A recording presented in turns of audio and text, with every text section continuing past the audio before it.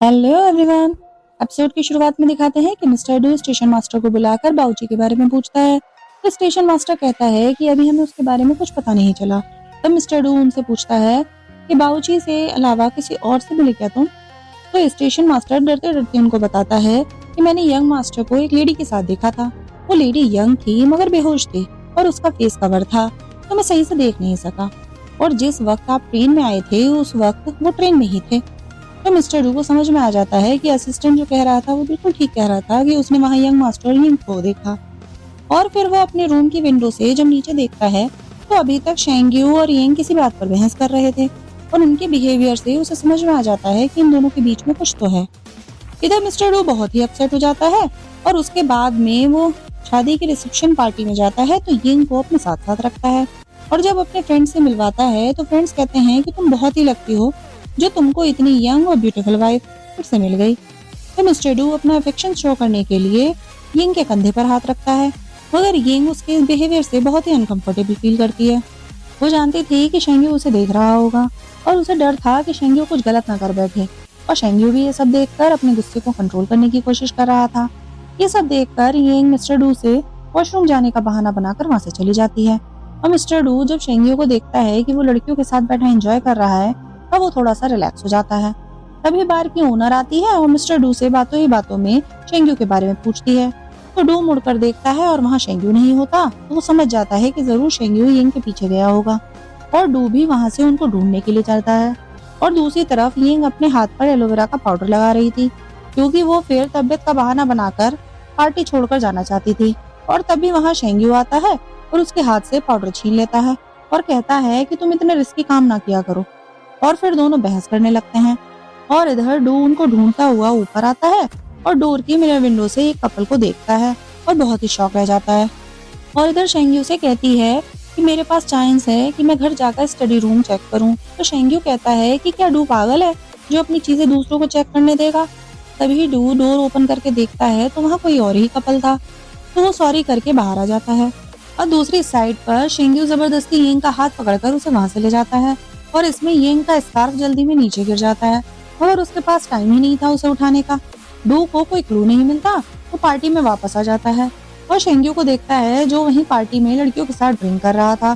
तभी assistant Ying को लेकर आता है और डू से कहता है कि वे अच्छा फील नहीं कर रही हैं। और फिर यिंग अपने हाथ को दिखाते हुए कहती है कि मैंने वाइन पी और मुझे उससे एलर्जी हो गई, तो मैं घर जाकर थोड़ा सा आराम करना चाहती हूँ। और डू अपने असिस्टेंट से कहता है कि इसे घर छोड़ाओ। और शेंग्यू दूर खड़ा ये सब नोट कर रहा था। इधर डू शेंग्यू पर नजर रखे हुए था और जब वांग ये यिंग को जाते हुए देखती है तो डू के पास आकर उसे वाइन ऑफर करती है। तो डू शेंग्यू को देखता है जो अभी भी वहीं पर था, तो वो रिलैक्स होकर वाइन पीने लगता है और वांगे से बात करने लगता है। पर इसी बीच वो मुड़कर देखता है कि वहाँ शेंग्यू नहीं था, तो वो घबरा कर उठता है और वहां से चला जाता है। और बाहर जाते हुए उसे रास्ते में यिंग का स्कार्फ मिलता है जो वो उसी रूम के सामने गिरा हुआ था जिस रूम के बाहर पहले किसी कपल को उसने देखा था। तो उसका शक पक्का हो जाता है और फिर वो अपने लोगों को लेकर घर जाता है। बहुत ही तेज बारिश हो रही थी और घर जाकर उसने अपने असिस्टेंट से एक गन मांगता है और फिर दोनों को साथ में देखकर गोली चला देता है। मगर वो सिर्फ उसका एक सपना था जो वो घर जाते वक्त गाड़ी में देख रहा था। और वो घबरा कर उठता है तो असिस्टेंट पूछता है कि क्या हुआ। तो डू कहता है कि कुछ नहीं, बस एक सपना देख रहा था। दूसरी तरफ हम देखते हैं कि यिंग डुप्लीकेट की से स्टडी रूम को खोलने लगती है और तभी शेंग्यू आकर उसे रोकता है और साइड में ले जाकर कहता है कि हमने डिसाइड किया था कि हम जो भी काम करेंगे साथ में मिलकर करेंगे। और तुमको क्या लगता है कि डू बेवकूफ है जो स्टडी रूम ऐसे ही छोड़ देगा। उसने अपने रूम के आगे मार्क लगाया है और अगर तुम एंटर हुई तो उसे पता चल जाएगा। तो यिंग पूछती है कि कैसा मार्क है मुझे बताओ, और कोई रास्ता होगा अंदर जाने का क्या। तो शेंग्यू कहता है कि मैं 1 साल से यहाँ हूँ और जब उसने मुझे तक आज तक नहीं बताया और अंदर जाने की परमिशन नहीं दी तो क्या वो किसी और को जाने देगा। और फिर वो यिंग को मेडिसिन देता है और अपना कोट उड़ाता है और कहता है कि अपने रूम में जाओ और दवाई खाकर आराम करो। यिंग अपने रूम में आकर दवाई खाती है और शेंग्यू का कोट हैंग करने लगती है तो उसका वॉलेट नीचे गिर पड़ता है। इसमें बहुत सारे पेपर्स होते हैं। उन पेपर्स में वो चेक करती है तो उसे अपनी और शेंग की बचपन की पिक्चर मिलती है जिसे देखकर वो हैरान हो जाती है। और फिर वो शेंग्यू और शेंग का फेस मैच करने की कोशिश करती है और उसे समझ में आता है कि वो ही शेंग है और कहती है कि मुझे लगा था कि मेरा कोई फैमिली मेंबर नहीं बचा, मगर अब मुझे नहीं पता था कि तुम वापस आ चुके हो। और फिर वो फोटो का हाथ में लेती कर रोती हुई नीचे आती है और शेंग्यो को ढूंढने जाने लगती है। तभी सीढ़ियों की दूसरी साइड में उसे शेंग्यो दिखता है और जैसे ही वो शेंग्यो की तरफ जाने लगती है तभी मिस्टर डू उसे ऊपर आते हुए दिखाई देते हैं। और यिंग डू को देखकर पूछती है कि आप इतनी जल्दी कैसे आ गए। तो डू कहता है कि मैं तुमको मिस कर रहा था। और फिर उसकी तबीयत पूछता है तो यिंग कहती है कि मैं बस किचन से दवाई खाने के लिए पानी लेने जा रही थी, और फिर वहां से चली जाती है। और फिर डू शेंग्यो से पूछता है कि तुम इतनी जल्दी कैसे आ गए। तो शेंग्यो कहता है कि मेरे साथ एक लड़की थी, तो उसने मुझे अपने घर ड्रॉप करने के लिए बोला, तो मैं उसे ड्रॉप करके फिर सीधे यहीं आ गया। फिर डू उसका कॉलर पर लिपस्टिक का मार्क देखकर कहता है कि अब तुम बड़े हो गए हो, तुम्हें लड़कियों के साथ ऐसे फ्लर्ट नहीं करना चाहिए। और फिर दोनों ऊपर चले जाते हैं और यिंग वही साइड में छुपकर उनकी बातें सुन रही थी और थोड़ी सी अपसेट हो जाती है। फिर वो रूम में आकर वॉलेट को वापस रख देती है और शेंग्यो के बारे में सोचकर मुस्कुराती है और सोचती है कि शेंग्यो को मैं अभी नहीं बताऊंगी कि मैं ही जुजू हूँ, वरना वो मेरे हर काम में इन्वॉल्व होगा। मैं उसे रिस्क में नहीं डालना चाहती। इधर डू अपनी स्टडी रूम के बाहर आकर मार्क चेक करता है और उसने वहां एक बहुत ही बारीक धागा बांधा था जो किसी के भी अंदर जाने पर टूट जाता। और जब वो उस धागे को चेक करता है तो फिर रिलैक्स हो जाता है कि अंदर कोई भी नहीं गया। नेक्स्ट डे शेंग्यो और यिंग ब्रेकफास्ट कर रहे थे और यिंग उसे देखकर सोचती है कि ये शेंग्यो बनकर यहाँ क्यों आया है और क्या इसने मुझे पहचाना होगा या नहीं। और तभी मेड टी सर्व करती है और थोड़ी सी टी यिंग के कपड़ों पर गिर जाती है। तो शेंग्यो उसे अपना रुमाल देता है और यिंग उसे थैंक्स कहती है। तो शेंग्यो कहता है कि आज तक तो तुम सिर्फ मुझसे लड़ती थी, तो आज क्या स्पेशल हो गया जो तुम मुझे थैंक्स कह रही हो। तो यिंग कहती है कि तुमने आज तक मेरी बहुत मदद की है, उन सब के लिए थैंक्स।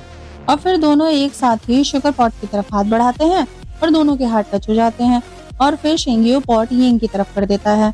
और ये सब कुछ डू देख रहा था और उन दोनों को एक दूसरे की केयर करते हुए देखकर जेलस हो जाता है।